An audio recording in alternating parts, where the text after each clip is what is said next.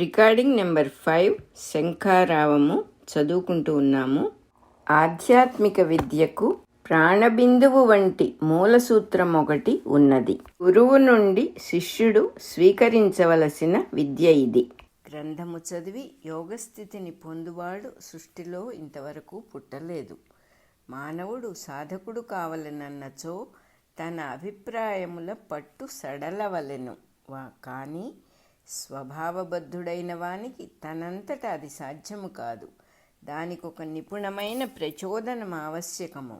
తనలో కొన్ని వందల జన్మల నుండి పేరుకొని ఉన్న వాసనలు లెక్కలేనన్ని ఉండును. దేనిని ఎప్పుడెంతవరకు సడలింపవలెనో తెలిసి సహాయము చేయువాడు ఒకడు ఉండవలెను. అట్టివాడు గురువు అని భారతీయ సాంప్రదాయము పేర్కొనుచున్నది. అట్టి ఒక గురువును దైవముగా నమ్మి భౌతికముగా ఆయన పాదములు పట్టి శుశ్రూష చేసిన వానికి మాత్రమే ఆధ్యాత్మిక విద్య అబ్బును. ఆధ్యాత్మిక విద్య సర్వస్వమగు భగవద్గీత ఈ అంశమును 18వ అధ్యాయములో వ్యంగ్య వైభవముతో ప్రతిపాదించుచున్నది. నాకు నమస్కరింపుము, నీ కర్తవ్య నిర్ణయాధికారమును నాయందు సమర్పించి నన్నే శరణు పొందుము అని కృష్ణుడు అర్జును నాదేశించుట గురు శిష్య యోగమునకే. ఈ భగవద్గీతను అద్వైత, విశిష్టాద్వైత, ద్వైతాది ఇతర వివిధ మత సంప్రదాయములకు అనుగుణముగా సమన్వయించిన వ్యాఖ్యానముల ఆయా ఆచార్యపాదుల ద్వారా లోకము స్వీకరించినది. భక్తి, జ్ఞాన, కర్మయోగములుగా సాధన మార్గమును విభజించుకొని ఆయా సాధన మార్గములకు వీలుగా భగవద్గీతను అన్వయించు ప్రయత్నములు జరిగినవి. అవి అన్నీయూ ఆయా కాలములలో ఉన్న మానవుల జీవిత విధానమునకు, మానసిక పరిణామమునకు అనుగుణముగా కాలపురుషుని క్రీడయై వెలువడిన వ్యాఖ్యానములు. అసలు భగవద్గీతయే అనంతమైన కాలపురుషుని లీలలో ఒక సన్నివేశముగా వెలువడినది. అట్లే భగవద్గీత వెలువడిన 5000 సంవత్సరముల తర్వాత నేటి మానవుల మానసిక పరిణామములో ఒక ప్రత్యేకమైన మలుపు సంభవించినది. దీనికి అనుగుణముగా తనలో నిబిడీకృతమై ఉన్న ఆ మహాశక్తులను, ప్రజ్ఞలను మానవుడు వినియోగించుకొనదగిన సమయము ఆసన్నమైనది. ఆధునిక మనస్తత్వ శాస్త్రముల పరిశోధన కూడా ఈ మార్గముననే తడవులాటగా కొనసాగుచున్నది. దీనికి సంబంధించిన ఆధ్యాత్మిక శరీర నిర్మాణ శాస్త్రమంతయు సర్వసమగ్రముగా గురు శిష్య పరంపరగా నేటి వరకు వచ్చుచునే ఉండుట కాలపురుషుని లీలలో ఒక భాగము.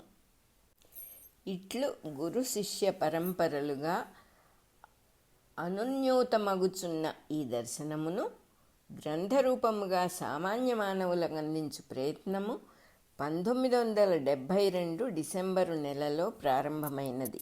కులపతి ఎక్కిరాల కృష్ణమాచార్య మాస్టర్ ఈకే శంఖారావము అను పేర ఈ భగవద్గీత సమన్వయమును రహస్య ప్రకాశముగా నావాణి మాసపత్రికలో ధారావాహికముగా ప్రసాదించుట 1984 ఫిబ్రవరి వరకు జరిగినది. ఈ రచన సాగుచుండగానే కీర్తిశేషులు కంచెర్ల దత్తుగారి ఇంట అంతకుముందు కొన్ని ఏండ్ల నుండి ప్రతి గురువారము సాయంత్రము భగవద్గీత ప్రవచనము సాగుచుండెను. దత్తుగారి సతీమణి పూజ్యురాలు శ్రీమతి అన్నపూర్ణమ్మ భక్తి ఆదరములతో ప్రవచనములకు కావలసిన ఏర్పాట్లు స్వయంగా చేయించి వినుచుండెడివారు. ఒకనాడు ఆ ప్రవచనమును గ్రంథరూపమున ప్రచురించినచో బాగుండును అను సంకల్పం ఆమెలో కలిగి మాస్టర్ గారికి విన్నవించిరి. వాసుదేవుని ఆదేశముగా దానిని స్వీకరించిన మాస్టర్ గారు వెంటనే అంగీకరించి మంద్రగీత అను పేర భగవద్గీత వ్యాఖ్యానమును రచించిరి. ఈ గ్రంథమును వ్రాసిపెట్టుచున్న సమయమున శ్రీ శంకర భగవత్పాదుల వ్యాఖ్యానములలో లేని అపూర్వమైన సమన్వయములను మాస్టర్ గారు ప్రసాదించుట నేను గమనించి తిని. ఆదిశంకరుల వ్యాఖ్యలో కూడా ఈ విశేషములు ఎక్కడనూ లేవు అంటిని నేను. మాస్టరు గారు చిరునవ్వు నవ్వి, ఇది మన ప్రతిభ కాదు, ఆనాటికి అవసరమగు వ్యాఖ్యానం అది. ఈ కాలమునకు కావలసిన సమన్వయము మన ద్వారా వచ్చినది అంతే అనిరి. అనంతకాల ప్రవాహమును అందలి ఒక భాగమును కూడా దర్శింపగలిగిన మహర్షులకే ఇట్టి వివేకముండును.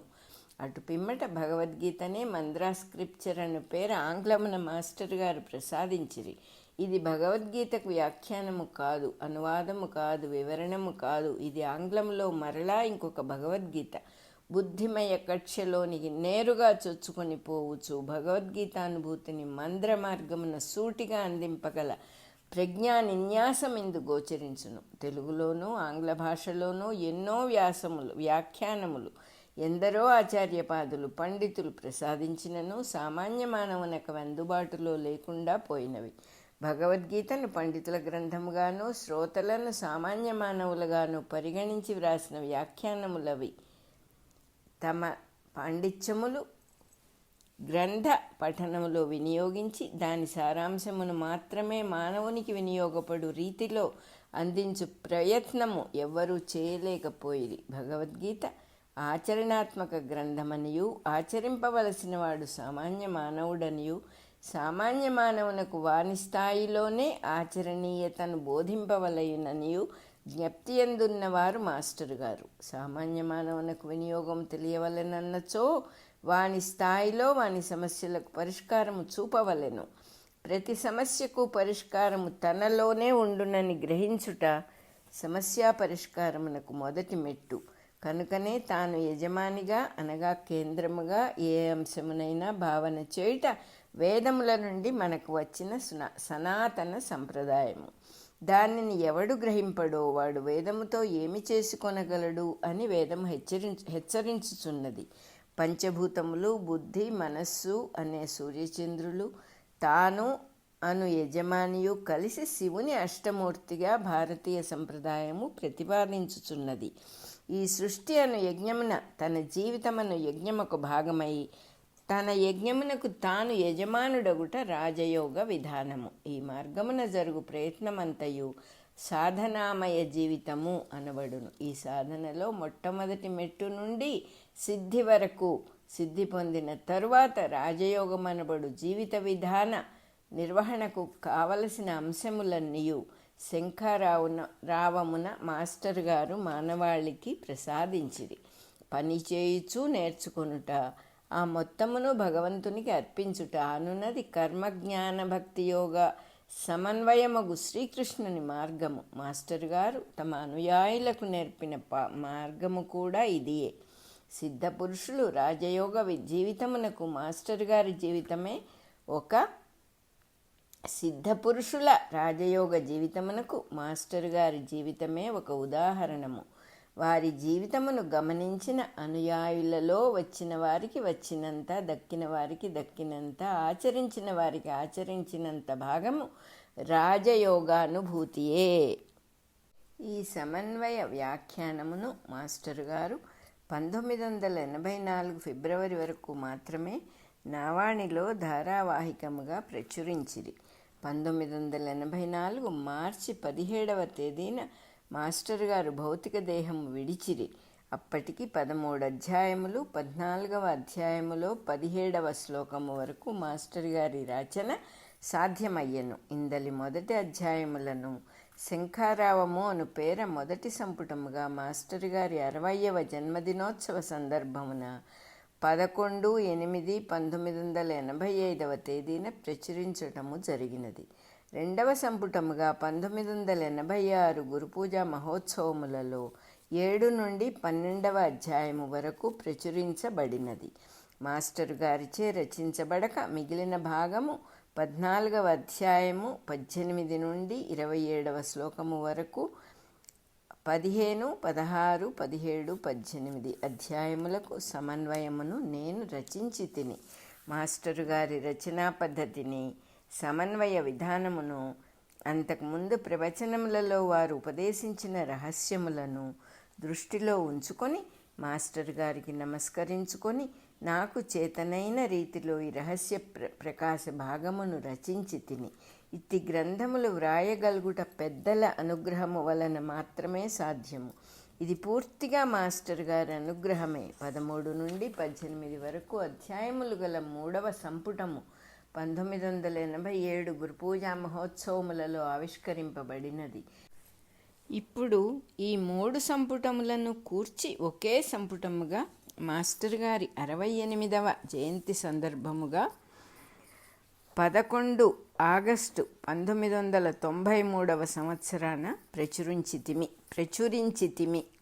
మాస్టర్ గారి దివ్య పాదారవిందములకు ఈ సంపుటము సమర్పితము. మాస్టర్ గారి పాదారవిందముల దివ్యకాంతులే సాధకులైన సోదర బృందమునకు జ్యోతిర్మయమైన పదములను నిర్మాణము చేసి నడిపించునుగాక. రాజయోగ ప్రవక్తారం శిష్యకోటి సుసేవితం మందహాస ముఖాంబుజం కృష్ణం వందే జగద్గురుం మంద్రగాన సుధాసార వర్షిణం పరమం గురుం జ్యోతిర్మార్గ ప్రదాతారం కృష్ణం వందే జగద్గురుం దివ్యజీవన పీయూషవర్షిణం భవ్యరూపిణం ఆచార్యాణం శిరోరత్నం కృష్ణం వందే జగద్గురుం. శివకుల రవిశర్మ, వైశాఖ వ్యాలీ, 11/8/1993. మన రికార్డింగ్ నెంబర్ 5 అయిపోయింది.